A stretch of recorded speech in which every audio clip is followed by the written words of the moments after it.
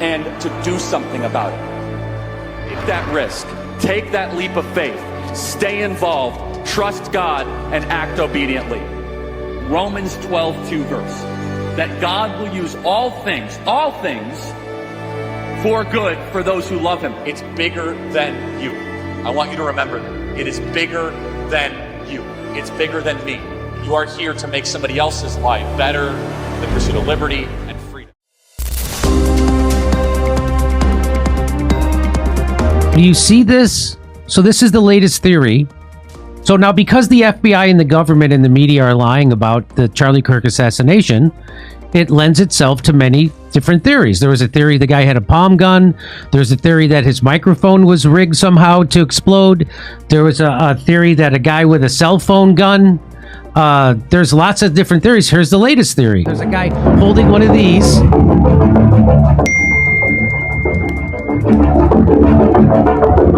And you see the bullet come out. So that's what that was. You saw the bullet come out. And they're saying this is the guy right here. So he gives the hand signal. This guy comes out from behind. Watch this. So there's the guy. So they're saying that that guy took the shot and then he immediately walks backwards. Watch this. He walks away like nothing fucking So there he is. These two guys working together. He just walks away like nothing. He wasn't like freaked out. He walks away like he just did something. It all happened in a heartbeat. He looked up, covered his neck, and fell forward. Just like that. No warning, no sound. Just a moment of confusion, and then chaos. That moment, suspended in terror, became the first domino. A single shot on a quiet campus afternoon. One man dead. Another instantly branded a killer. But what if the truth didn't fall so neatly into place? What if Tyler Robinson didn't pull the trigger? Tonight we go back. Past the headlines. Past the press conferences. To the evidence. To the voices they ignored. To the parts of the story no one wanted to examine.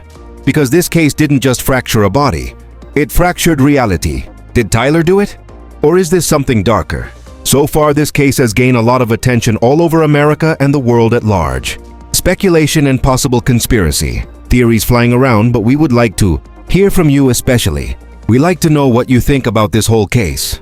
Do you think the FBI is hiding something from us, or do you think they are being completely honest with their investigation? Tell us in the comments. We'll be waiting to hear from you. Let's walk through what we know, not what was speculated, not what was said on talk radio, but what has been confirmed by time, by evidence, and by silence. 8:29 a.m. Mountain Daylight Time. A gray Dodge Challenger pulls into the vicinity of Utah Valley University. No fanfare, no one notices. But later, investigators would say this is when the suspect arrived.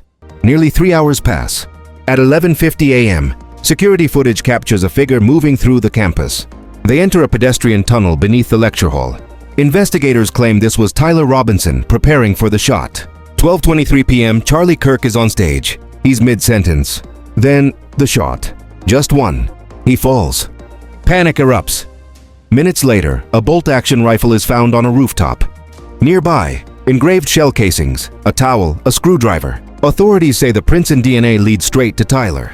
The next day, September 11th, the manhunt ends before it begins. Tyler's family sees the released images and contacts law enforcement themselves. Tyler turns himself in. In the hours that follow, the FBI confirms the DNA, towel, rifle, screwdriver, all tied to Tyler Robinson. Then come the charges. 7 in total. Aggravated murder, obstruction, witness tampering. The state moves fast, and they move hard. They announce they'll pursue the death penalty.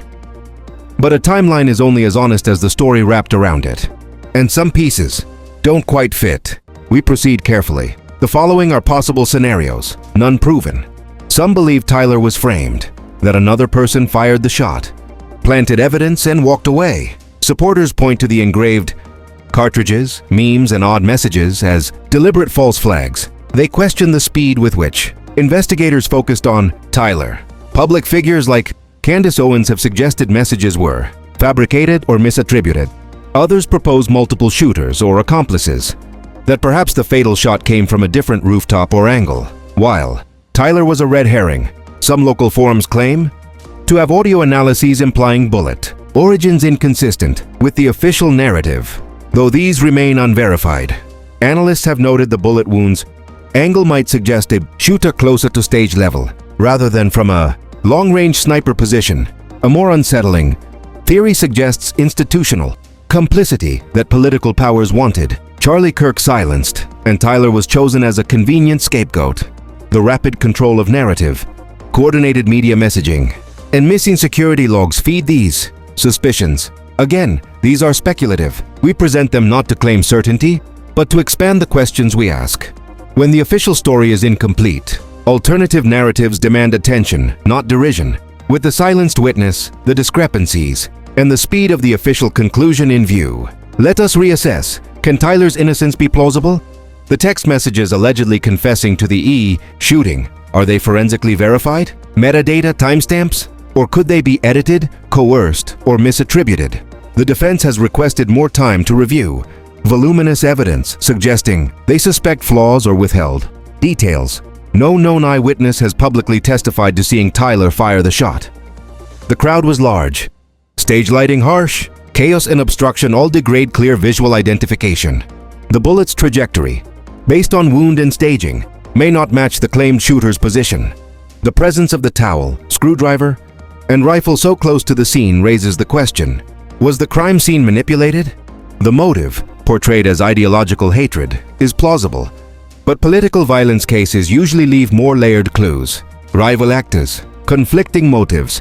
If Tyler had little to lose politically or socially, why carry explicit markers, engraved message cartridges? Could a conspirator do that to misdirect? Put together, these points don't prove innocence, but they inject reasonable doubt, a gap in the narrative the public deserves to see. In every crime, there are voices. Some are heard, others are forgotten. A neighbor, 1 block from campus, rooftop view. A student, near the front, 10 feet from the stage. And then, the accused, Tyler Robinson, or at least the voice of someone who says, "We got it wrong." 3 voices, 3 truths, all pointing in different directions. And yet, only one was believed. Now we peel back the surface. What doesn't quite add up? Investigators speak of clear video footage, yet the public has only seen blurry, low-angle frames. No clear silhouette of Tyler pulling the trigger. The clothing Tyler wore in released images doesn't match descriptions from some eyewitnesses. The timeline is puzzling. Tyler is said to have moved through campus corridors between 11:50 a.m. and the fatal shot at 12:23 p.m., but several attendees claim to have seen him elsewhere at that exact moment. And while officials insist only 1 bullet was fired, some onlookers recall hearing 2 distinct cracks. The forensic details raise questions too. Cartridges engraved with ideological messages, initially sensationalized, were later downplayed as memes. A towel and screwdriver tied Tyler's DNA to the scene. But why would a shooter leave such conspicuous evidence behind if they intended to stay hidden? Local commentators suggest the ballistic trajectory points to a different rooftop, one not linked to Tyler. The narrative moved fast. Within days, authorities connected DNA, messages, and motive. Some say this speed hints at framing or propaganda. Public figures like Candace Owens have openly claimed Tyler is being set up, that parts of the official story were fabricated. These gaps are not small. They may be the cracks through which the truth leaks. And one voice, a witness ignored by investigators, may fill the void. To break through a monolithic official story, sometimes we must listen to the voice that was muffled, not the one given press, but the one pushed aside. A janitor on the rooftop that morning, cleaning vents before 10:30. He saw someone, a figure slipping behind the parapet, carrying something. It struck him as odd. He took a photo. Later, campus security came, took his phone, told him, "We'll take care of it." But they never asked what he saw. He was warned not to talk. This witness was never publicly interviewed. The university claims no record of roof patrols that day. No logs, no mention of a janitor on the roof during the initial sweep. That omission is striking. If this janitor's account is true, it challenges which rooftop was used. It undermines the certainty that Tyler was there. But so far, no media outlet has dared to pursue this lead. September 10th, 2025, Utah Valley University. A routine public lecture turned national tragedy. Conservative political figure Charlie Kirk stood on stage, mid-sentence. when a single shot tore through the air and struck him in the neck. He collapsed in front of hundreds. Some watched in disbelief, others ran. Within hours, law enforcement had a name: Tyler Robinson, 22 years old. They said he left behind fingerprints, a towel with his DNA, a rifle, a screwdriver, and digital messages that painted a motive. The charges came quickly: aggravated murder, tampering with witnesses, obstruction, a rush of certainty, wrapped in headlines. But is that certainty real, or just rehearsed? Because beneath the official narrative lies something colder, quieter, and far more uncomfortable. And in this investigation, we'll examine what was seen, what was said, and what was never supposed to surface. Because if Tyler is innocent, then someone else got away with murder. With the silenced witness, the discrepancies, and the speed of the official conclusion in view, let us reassess. Can Tyler's innocence be plausible? The text messages allegedly confessing to the shooting, are they forensically verified? Metadata? Timestamps? Or could they have been edited, coerced, or misattributed? The defense has requested more time to review voluminous evidence, suggesting they suspect flaws or withheld details. No known eyewitness has publicly confirmed seeing Tyler fire the shot. The crowd was large. Harsh stage lighting, chaos, and obstructions all degrade clear visual identification. The bullet trajectory, based on the wound and staging, may not align with the shooter's claimed position. The presence of a towel, screwdriver, and rifle so close to the scene raises the question, was the crime scene manipulated? The narrative of ideological hatred is plausible, but most political violence cases reveal multi-layered clues, rival actors, conflicting motives. If Tyler had little to lose politically or socially, why carry explicit markers, engraved message cartridges?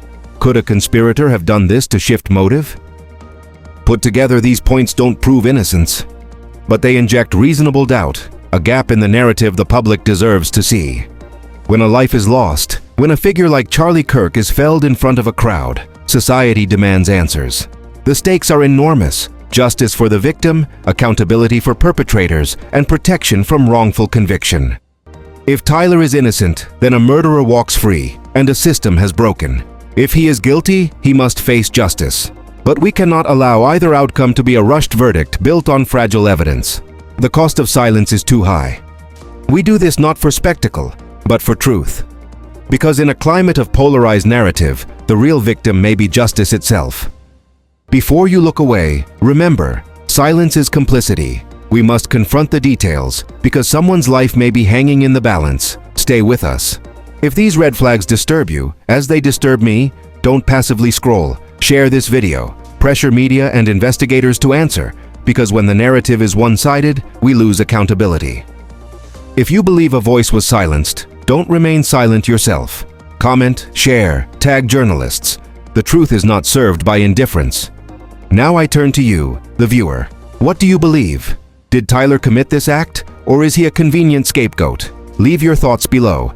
But I ask, when you comment, do so thoughtfully. Don't just repeat headlines. Dig into contradictions.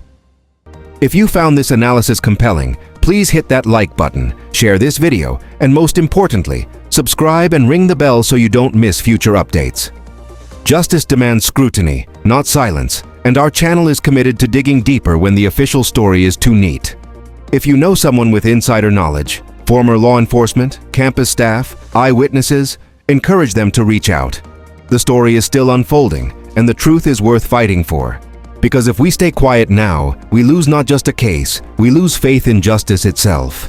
In the next episode, we will dive into forensic ballistic analysis, test trajectory models, interview campus staff, and present raw audio waveforms. The cracks in the official story may widen, and new evidence may yet emerge. Stay with us. We believe the truth must be seen,